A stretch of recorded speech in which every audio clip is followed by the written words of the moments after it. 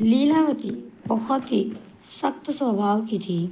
लीलावती की दो बहुएं थी, पायल और शीतल। शीतल बड़ी बहू थी और पायल छोटी बहू थी। पायल, शीतल, दोनों इधर आओ। जी माँ जी। देखो बहू, मुझे हर काम समय पर पसंद है और मेरे वक्त के हिसाब से जो काम नहीं करेगा मैं उसे इस घर से निकाल दूंगी।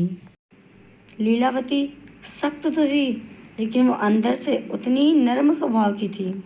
शीतल बहू, तुम बड़ी हो इसलिए तुम छोटी बहू को इस घर के कायदे और कानून अच्छी तरीके से सिखा देना। जी माँ जी। इस देवरानी को तो मुझे घर से भगाना ही होगा क्योंकि ये सारी जायदाद मुझे अकेले चाहिए और अगर ये यहाँ पर रहेगी तो फिर ये तो होना नामुमकिन है। मुझे इसे घर से निकालने के लिए कुछ तो करना पड़ेगा। मैं कुछ ऐसा करूँगी कि इसे माँ जी धक्के मार के घर से बाहर निकाल दें। पायल। हाँ भाभी। माँ जी ने कहा है कि पायल से बोल दो वो आज खाने में नॉनवेज बना ले। लेकिन दीदी, इस घर में तो नॉनवेज कभी नहीं बनता है ना। मैंने जितना कहा उतना करो। माँ जी ने मुझे कहा है कि मैं तुम्हें हर काम सिखा दूँ, वरना मुझे क्या पड़ी है मैं तुम्हें हर काम बोलूँ। करना है तो करो, नहीं करना है तो मत करो। ठीक है भाभी, मैं बना देती हूँ।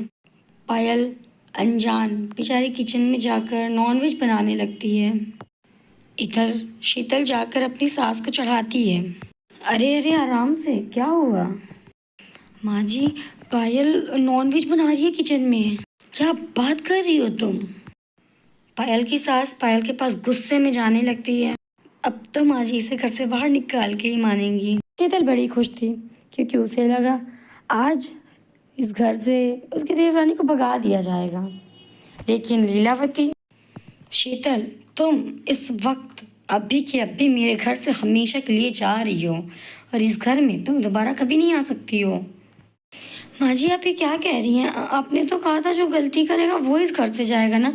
गलती तो फिर देवरानी ने की है, तो आप उसकी सज़ा मुझे क्यों दे रही हैं? क्योंकि शीतल, मैं तुम्हें बहुत सालों से जान रही हूँ। तुम पायल से पहले इस घर में आई हो और मैं तुम्हें अच्छे से जानती हूँ। ये सब कुछ पायल का काम नहीं है क्योंकि मैंने पायल की जिम्मेदारी तो तुम पर दी थी कि पायल क्या काम करेगी क्या नहीं, वो सब कुछ तुम देखोगी। तो तुम कहाँ थी जब ये सब कुछ हुआ? बहू, मैं तुम दोनों की सास हूँ और मुझे अच्छी तरीके से पता है कि तुम किस हद तक गिर सकती हो। इसीलिए मैंने बोला था कि तुम अपनी देवरानी की जिम्मेदारी देखोगी, वो क्या गलत और क्या सही करती है। और तुम अपनी जिम्मेदारी में नाकाम रही हो।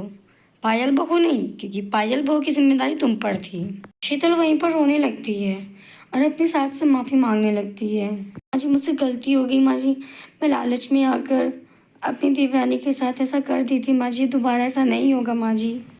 ये मैं आखिरी बार तुम्हें मौका दे रही हूँ शीतल। इस बार तो मैं तुम्हें छोड़ दे रही हूँ, पर आगे से ऐसा कभी नहीं होना चाहिए। और पायल बहू, तुम आँख बंद करके कभी किसी पर भरोसा मत किया करो।